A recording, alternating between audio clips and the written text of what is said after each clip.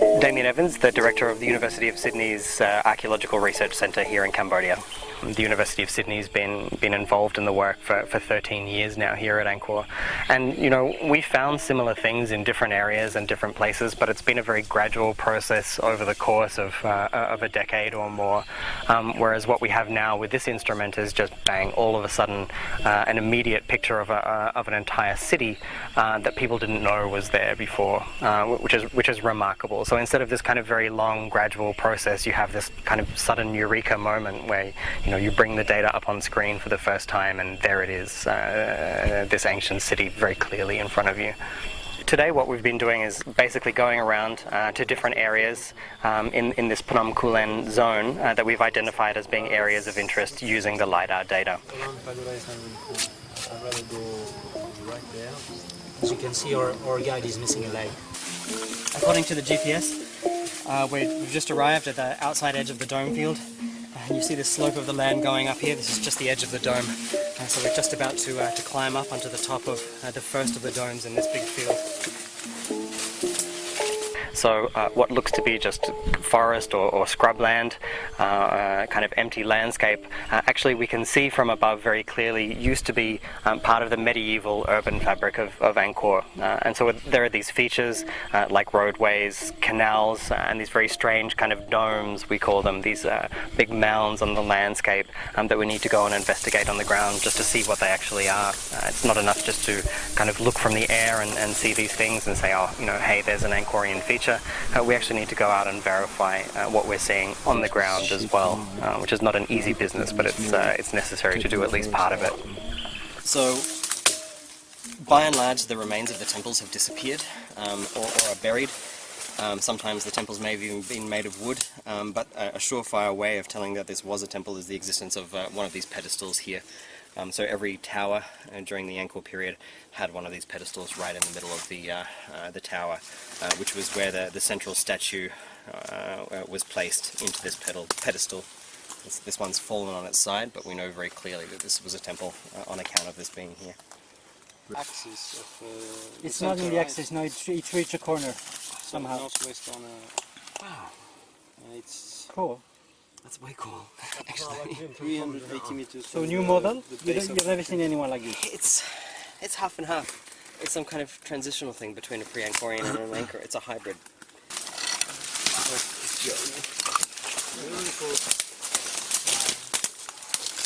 Nice.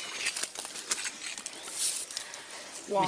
So that's Tegonalinga sits in the middle of this here.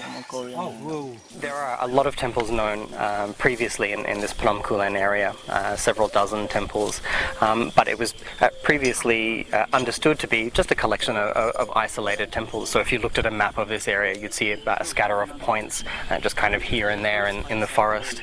The dimension that the Lidar has added to that picture is basically to fill in the blanks between those points on the map. So now instead of isolated points, we have a whole network of highways, of roadways, of urban features like these strange domes which kind of links everything together, and we can see quite clearly for the first time the layout of the city, and so we don't just have this very partial view from structures like this one behind me. We have pretty much a much more complete picture of the urban landscape, and it allows us to come to much better conclusions about what went on in places like this.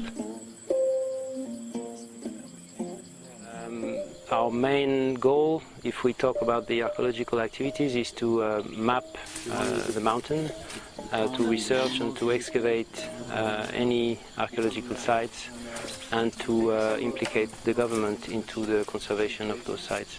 Their result has brought basically, it's like if you have the church of a town on our western wall, but you can see only the ruins of the church, but now we have the cities, the boulevard, the avenues, the canal, the hydrological system. So we had bits of it, we had the main dikes, the main canal, but we couldn't imagine that was such an intense occupation, an intense modification of the landscape.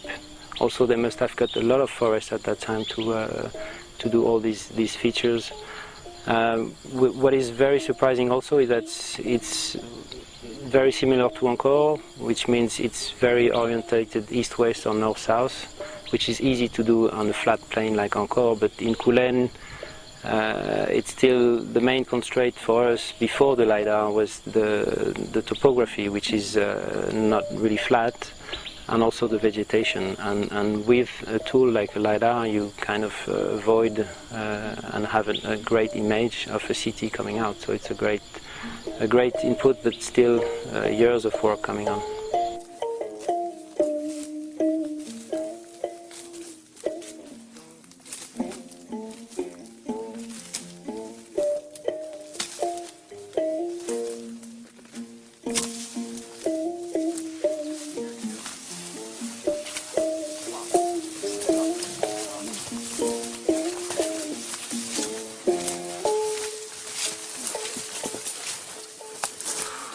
The reason that we're here and the reason why this place is really interesting, although it just looks like a rice field around us, actually if you look from above and have a kind of aerial perspective, you can see that this is actually a temple site.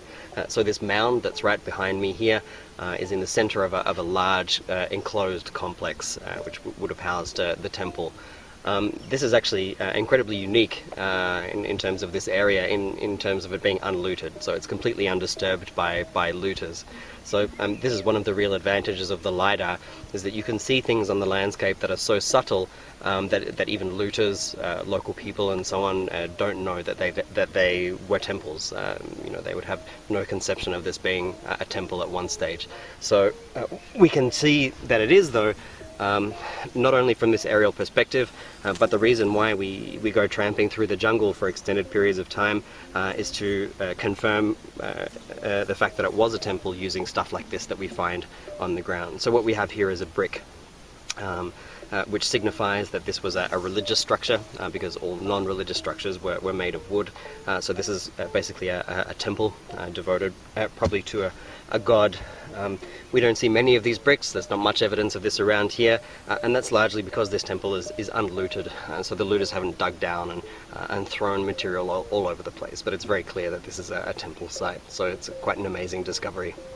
You know, the Angkor area is so much more than just a single temple. I mean, people normally associate Angkor with just Angkor Wat, not realizing actually that it's a collection of at least 1,000 temples scattered over a huge area of, you know, several hundred square kilometers.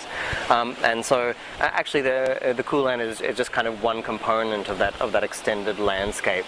And for instance, the water that we see behind us here, this is the water that flows down into the huge reservoirs. This is the water that they use for irrigation to sustain the civilization. So where we are here, the Kulen Mountains, was an integral component of Angkor.